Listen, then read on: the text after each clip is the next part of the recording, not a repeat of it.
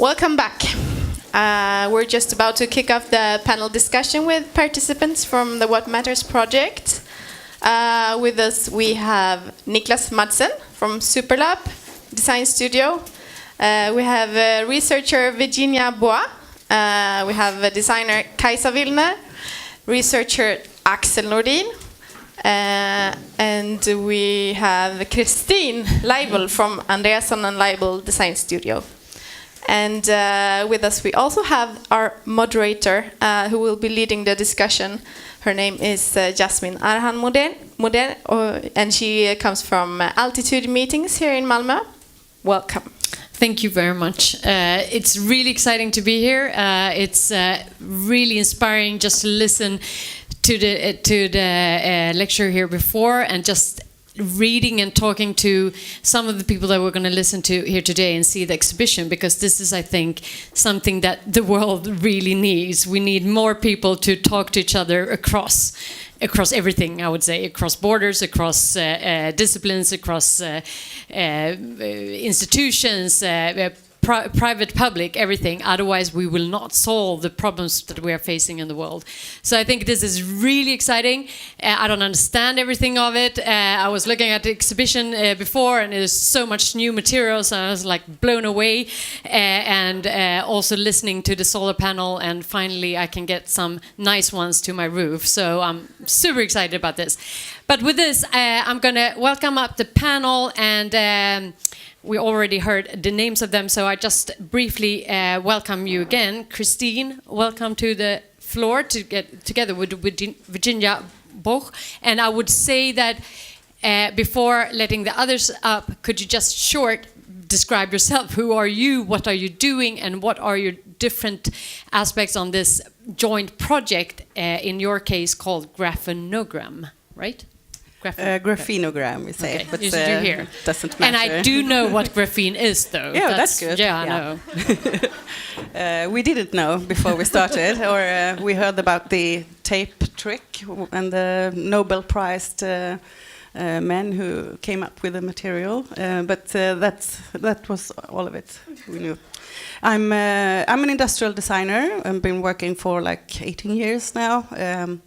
And with graphic design as well, and we do a lot of furniture, lighting, and stuff. But we also work a little bit more outside the box nowadays, and do this kind of projects and more art related projects in our own studio. Well, okay.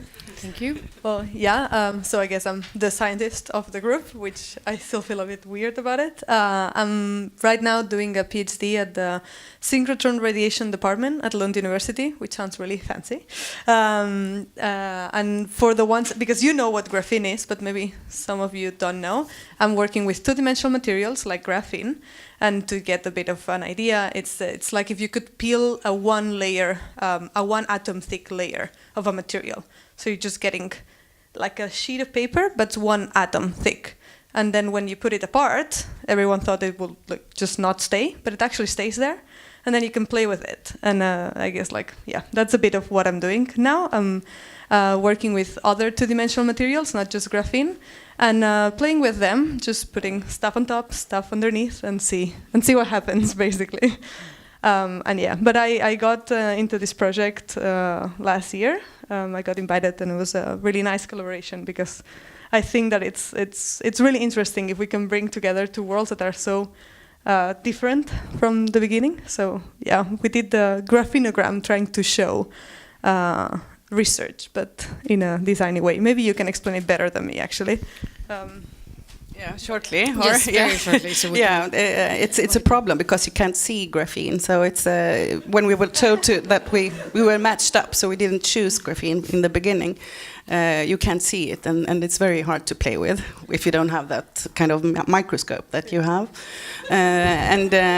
But we found a way, and our thesis. Do you say that? I don't know. Our thought was maybe that we could compare the process of making it like the process of making a photography or like a radiogram using light, and then you get you can see the actual graphene. And it's just the reason I know that what graphene is that we did have the Nobel Prize taker to talk about it, and obviously it's one of the strongest material in the world. So obviously we can do a lot with it. So once we get our brains together, we can probably solve a lot of huge problems with graphene as well. So it's really nice to see also how to combine a material that nobody hardly knows about, combined with the design and thinking, and then how we can use it in other ways. So really exciting. So let's invite the rest of the panel. I will then go over to Kajsa Willner. Welcome to the floor. You are alone here today because your other part in this couldn't be here. But yeah, he's in shortly Hamburg. a little bit about yourself and your design part in this, and the researcher part unfortunately couldn't be here, but you can tell a little bit what you did.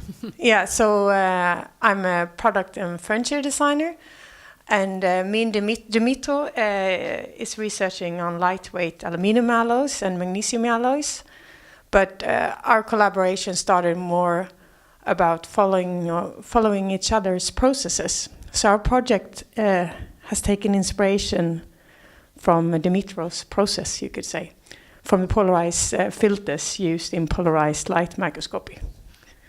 Yeah, was that good enough? We will turn back to you shortly. And then we have our Superlab and Axel Nordin. So please join us here and shortly tell us a little bit about yourself and then of your project, Artificial Intelligent Architecture and Interior Design. Long name. All right, yeah, thank you. My name is Axel Nordin. I'm an assistant professor at Lund University. Do product design, as well as artificial intelligence and product optimization, generative design, that sort of stuff. I think originally this project was supposed to be about 3D printing, which is something else we do. But we both felt that this was more exciting, I suppose, more opportunities to create something new. So yeah, I guess you can talk more about the project. Sure.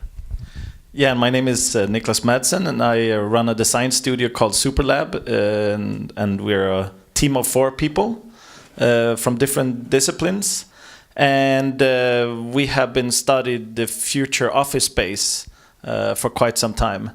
And so when we met Axel and heard about his research about algorithms and artificial intelligence, we thought that this would be an interesting thing. How could you combine the future office with algorithms? So we found an interesting way to look at it, that we took surveys that has been done with companies, what people thought, and put that data into the algorithms. So we created a floor plan out of human thoughts and behaviors instead of an architect doing it from top down. So you could say it's human-centered floor planning instead of the opposite way. That was our project. And you were just mentioning before you ended up doing something else. You had one thing in mind when you started out your corporation, and then you ended up a little bit towards another thing. What would you say is the most important in your experience, if we just go right into that question? Most important regarding this product?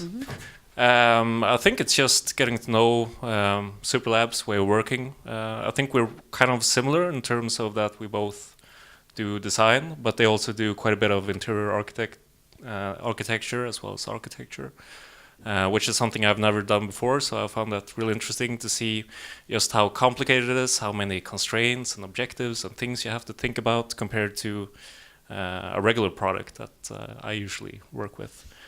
So it's quite exciting to get some new challenges and new perspectives on what we do. But I think we found a fairly interesting niche within this really quickly. And just this contrast between the artificial and the very humane, so to speak. I was asking you all about whether this is important to have these kind of cross discipline corporations, and I think all of you said more or less yes. And I think everyone is kind of aware more and more that we need to kind of open our minds and embrace other ways of thinking and working in order to find new solutions to the world's problem. So maybe it was like opening up open doors already, but still, why aren't we doing it more then? Why aren't everyone just working together? What are the challenges in doing this? I mean, we have a project here where someone actually matched you. I mean, what are the biggest challenges in this? So, I don't know. I think it seems like it's very up to the designer to do this kind of projects. As the speaker before said, you are driven by your interest and your drive, your inner drive to do things. I don't know how if you are contacted by scientists or institutions and stuff. Maybe you could tell us something about that, if it's okay. Would you? Or do they find you, or do you find them? Mostly I found them, actually. Yeah.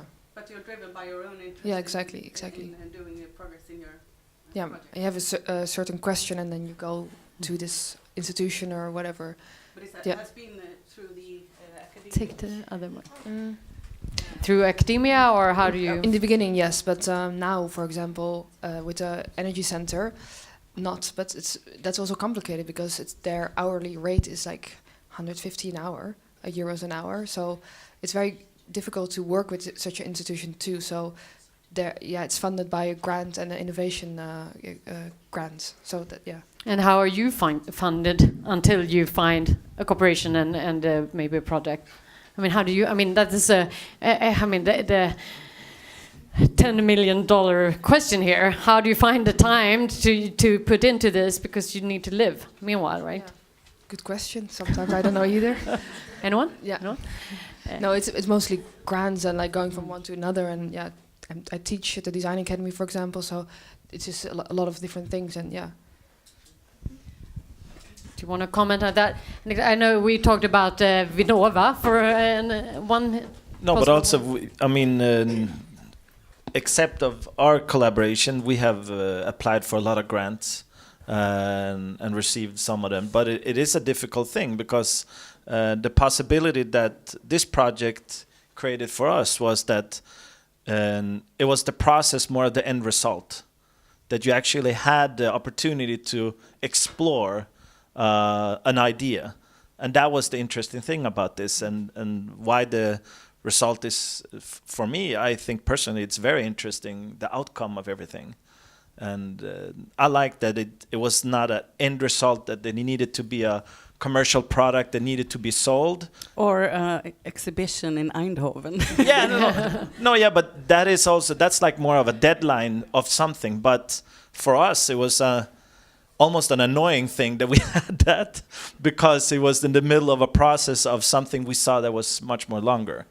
So that's why we are still working on the project today, because we see that we're just, touching the tip of something. So, but yeah. But how could you, someone else maybe, how could you, when this is ended, which it is now, and you have projects going on and maybe finding funding for it, but for future researchers and designers, how should they find each other? With the experience you have, maybe you can be the great ambassadors to tell people, but they still need to, put the time into it, need to find them. Do we need a database of people or Tinder for, researchers meeting designers? Why not? Okay, I have some graphene here. Who wants to play with me? I don't know. I don't Tinder, so I don't know what to do. Anyways, if I can maybe put like a bit of like the bucket of cold water on this. One of the things that I found it's really nice and it's really cool to do all these collaborations, but it's also quite hard sometimes, to find common ground and to find something. And hearing your presentation, for example, I really could appreciate the huge amount of work that you have to put into bringing something that or at least from my scientific point of view, I don't think about like how I can apply that immediately. I'm more like, is this actually? Yeah. Yes. It's more like, I don't know.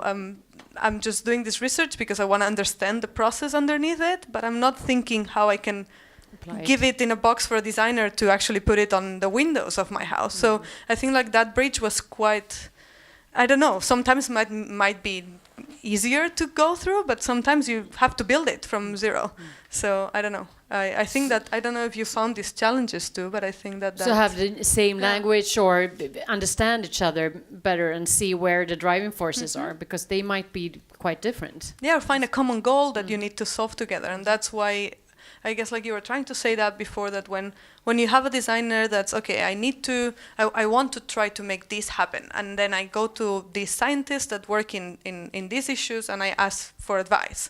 And that works maybe, because that's maybe you can get useful advice, but maybe the scientist is more like, yeah, well, I'm just trying to understand the process, but I don't know how that can help you. Or I don't know, maybe I'm not a professor yet, but from my point was a bit like, yeah, it's not that easy. It's a lot of work and it makes you appreciate when design actually brings all these innovative things into our lives, because, yeah. I know that you, I think all of you were just into this and saying that this project also shows the both need and actually it was proven that gave new thoughts into your minds, which is that we are changing maybe the structure through these kind of projects as well. Maybe, I mean, at the academia, actually how you embrace things and maybe work outside the box. Because I don't know, you said something about that in your answer, that you like that this is kind of changing maybe old ways of thinking and structures.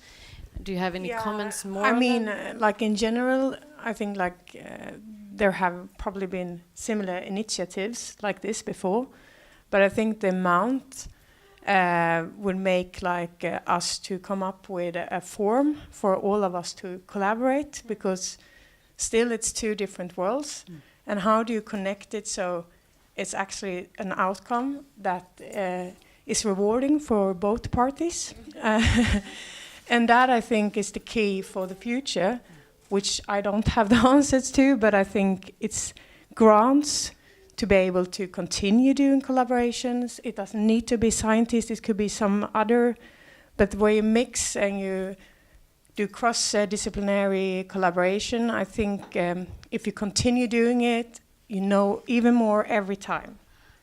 But you can't do one tryout and like, now we've done that and now we have all the answers, because for me this is just like a start. And if we would be able, for example, to run a 3-year project with every year we have a similar collaboration for every year, we will actually learn how to collaborate, so it will really, really reward you and me, and maybe also the environment or the earth or whatever we want to. Yes. I just say this was just the start of knowing how to work together with a scientist, but it's a process, and the most important thing is, I think, is that it's the friction in the project, or the friction in the meeting between the scientist and the designer, that it's making any the play and the friction that is making any progress of anything actually, or solving any questions. Without that play or that assumptions you make, there is no progress. So you really need that kind of, I mean, even though it might be a little bit hard sometimes, it's hard but you to need that friction, so you can go. Virginia was very nice to work with, because both her parents are designers, so she can speak to them, she can speak to us. She have the designer language with her. So it wasn't hard, but it was a very hard thing for us to come up with how to what we would do, and I wish we could have been working more closely together in the end, because that's where the things happened, the creative stuff. And I know you. Well, if I can add, like it's what you were saying, like it's learning to collaborate is like also an important part. It's not just setting up these collaborations and say like, yeah, magic's gonna happen. It's actually like something that we all need to learn how to do, to get out of, or frame set. comfort Yeah, zone. exactly, our comfort zone, and communicate with people that might be really different than us. And that's something that I guess it's also a thing that you can learn to do. And yeah. Yeah, but what I was thinking about is that the value, I think, is when I started to collaborate with Dimitro. I mean, we shared like a huge passion for our work and a bit of stubbornness. but it's also like the weird thing is that we had like different values of what, and then we needed to find a common value for this project. And that, as the designer, then it was on my shoulders to bring something to the exhibition. But You felt more responsible for that result? yeah, I felt like it was. Yeah, I don't know why now. I'm a woman and I take on too much responsibility. What the fuck? But do you recognize that? That was my next question. I mean, who would we say that is most responsible for actually taking this a step further? Now, I don't mean in your different projects, I mean in general, because again, we need these kind of collaboration in a much larger extent. But who will take the lead in this? Could we include that in the education at the universities already, where you as a student or a researcher, or already earlier, that you need to work with people? I mean, we know, I did this seminar in Lund 2 years ago, and they were actually with all these researchers from different disciplines, and the organizer actually had to say, excuse me for taking your times in listening to other disciplines. That's her opening part. And I was like, oh, okay, this is my everyday life. But obviously, I mean, but so we are in different worlds. But who would you say should maybe be kind of the leading? I guess it's a sort of shared responsibility, but I know Niklas and Superlab have lots of experience with getting funding and things like that in these more experimental projects. But I'd say we as researchers also are quite good at writing up an application and perhaps finding funding for that sort of thing, where you can actually develop the basic research or quite experimental ideas. Whereas with design, perhaps, I'm not too familiar.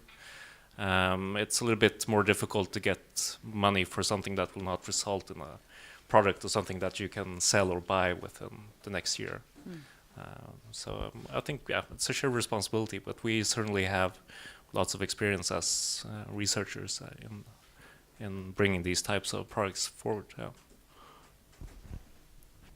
Do you have a more comment in the... Yeah, Kajsa. No, but I still think it needs a third party. It could not only be like educational, grant-based. It should also be something that we want to invest in for the future. A buyer, by companies maybe who actually are supporting these kind of initiatives. That, or I don't know, because I think it's something missing when it's only educational, and I think it's which should be really something for the future. These collaborations. I think we should regulate, so you have to put in a designer in every science project, so we can come up with some... Everywhere you go. No, but it is, I mean, we have a reality out there, and somewhere you have someone who wants the solutions. I mean, and if you are smart, you would have a smart solution that is not existing today. I, as a buyer, would like these kind of cooperations. So if you could add that third party on and say that I want these new kind of solar panels, then you have a customer and you know that this is the driving force, and maybe that could solve the question about having the joint goal in this. Yeah. So maybe somewhere you could have that kind of third party. I think totally different. Okay. Because I think but if you have an end result that you're achieving, how can you achieve the innovation in between to get there?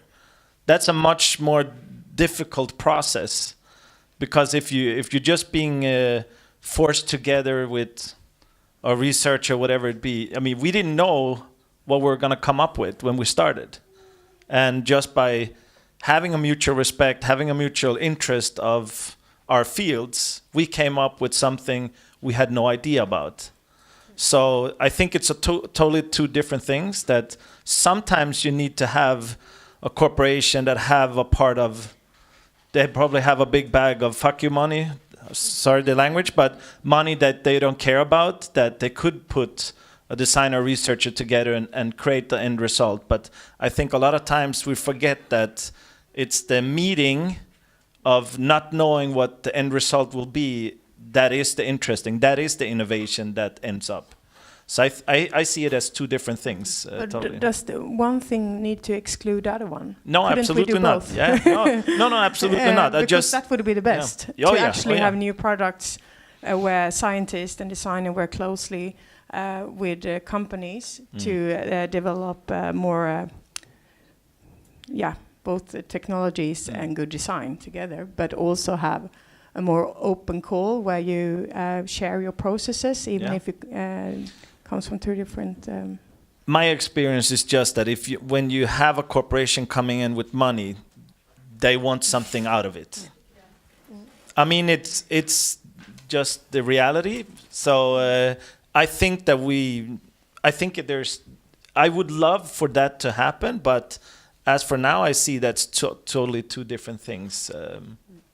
And my experience, but that's... And I would just add that my question was a little bit around challenges that we don't have the answers to today. We don't solve them, obviously, otherwise we wouldn't have those 16 development goals that we are not solving. So my question is rather, when you put these different disciplines, you don't know the answer, otherwise we could have bought that answer already.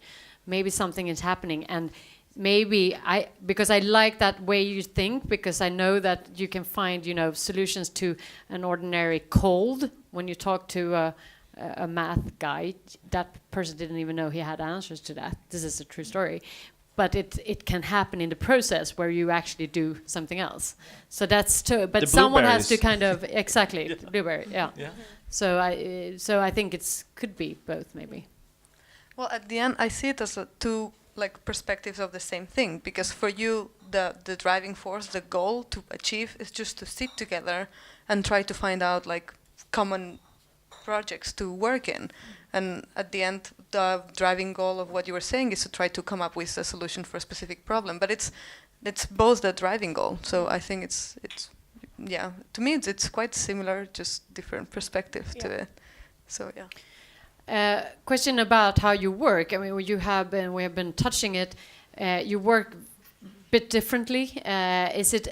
Did you experience there was a lot of difference in how you work time-wise, structure-wise, and I mean, you were saying that there was different ways of approaching problems. But where did you see the largest challenges if you should tell someone else to go into this kind of cooperations? No, but I mean, it's always also about the person. I mean, you are a different person than Dimitro, and you are a different person. It's the chemistry also of a group. And if you're handed together like that, you also take a time, even if you're different, personality-wise, to find yourself. So that's the first thing, but that's in every collaboration. That's not unique for this setup. But the second thing is the language. I think you speak with different words, or a little bit. You need to meet, because for me it was I don't know about you, but for me it was a little bit it's obvious for me that I don't know science. It's obvious. But I think for my scientist, he thought he knew a little bit about design, architecture, and art, and were comfortable with that. But of course, he doesn't know. And then that I needed to learn him a little bit. Okay, so this is a little bit simple. But then he understood that after a while. But I think, it's also our culture where everyone with math and physics have more status than someone working with form it's so that's but that's just prejudges, and then after a while you get over that, and then it works smoothly. And again, more of these kind of meetings needs to be done. Yeah. So we kind of take away the hindering. Yep. No, I was just saying, I was going to say that we had the opportunity that Axel, he is industrial designer and I have an industrial design background. So for us, the language barrier was not there at all. We understood each other very well from day one. But I still think that if you have the same drive and interest, then the barriers you can overcome them. You pretty easily. Yeah. Just add on to that differences. I mean, we've done projects, and we've heard all about it. Small companies try to work with huge companies, and they have such a difference in time scales. I mean, the small ones are happy if they survive the rest of the week, and the big ones, they are happy to talk about 10 years plans, and it's a totally different ways to work. Do you see that? I mean, if you belong to the academia, you have maybe another security. I mean, how does this affect your and future corporations in this sense? I think maybe he should answer that because I don't work that much for academia. I mean, being in academia might seem nice and cozy and safe, but the actuality in the thing is that, of course, we also have to find money and constantly finance ourselves with research funds. So yeah, I mean, I've done both. I've financed my own design company and been in academia. So there's a lot of similarities between the two. You constantly have to promote yourself and trying to find money, and sometimes it's big funds and sometimes it's small. So again, you have actually more in common than maybe you thought in the beginning, or people think. Yeah, definitely. I mean, we had a lot of things in common, I'd say. So we could hit the ground running to begin with. But I should say, I think it's interesting, the previous discussion as well regarding the sort of engineering background and design and things like that. I'm directing a program called Mechanical Engineering with Industrial Design. So it's a mix of two disciplines, you might say. And it takes, I would say, around 4 years for the students to actually feel comfortable in both roles. So it's not something that you solve just with a simple project like this. It's quite a different mindset, I'd say, between two. Yeah. Different disciplines. Yes, did you have? No comment? No, okay. So I'm going to obviously let you ask a question as well. Just a quick question. How many of you would say that you are designers in here? And the rest, researchers? No. How many researchers? Or One, two. Yeah, we have. So you do, I mean, the minority here, do you agree with this discussion? Or do you have any comments to this? I had a brief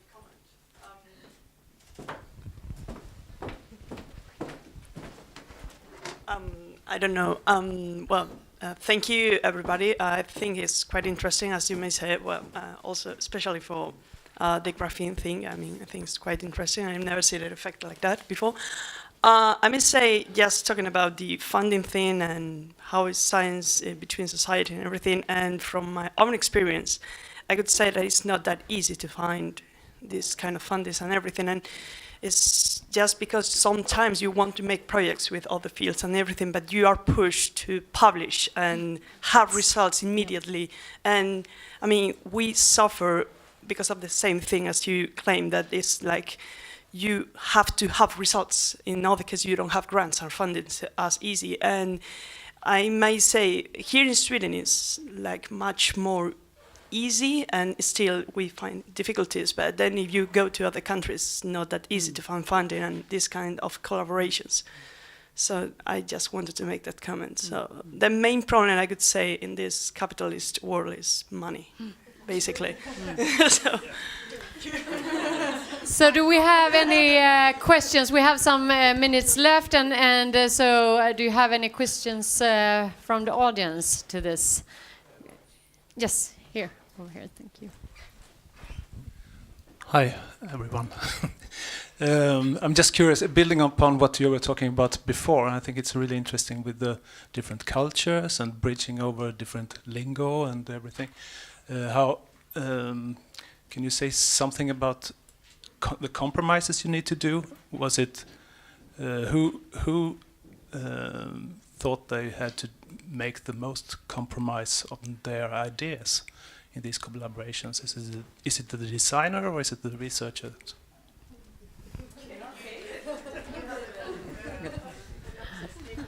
In our case, I don't think we made that many compromises because we did a lot of the experimental work in our studio, and we didn't get the chance to do it in your place because there was a multi-million microscope thing there that we shouldn't touch, and so it wasn't. So we did. Push the project forward, I think, but you were there to support us in every questions, and in the end check that it actually was graphene we made on that process. That's good. Yeah, but I think that then for me the compromise was a bit not a compromise, but try to, I don't know, we become okay. So the things like we become really like specialized in this small little thing. Like I'm doing research on 2-dimensional materials and this specific thing, and my compromise was to try to open that up and try to talk about more general concepts that could be interesting. But I feel like you also had to compromise in the way that maybe you wanted to make a product with graphene, and I had to say, I don't know how we're gonna do that, but yeah, I don't know. We actually just wanted some graphene.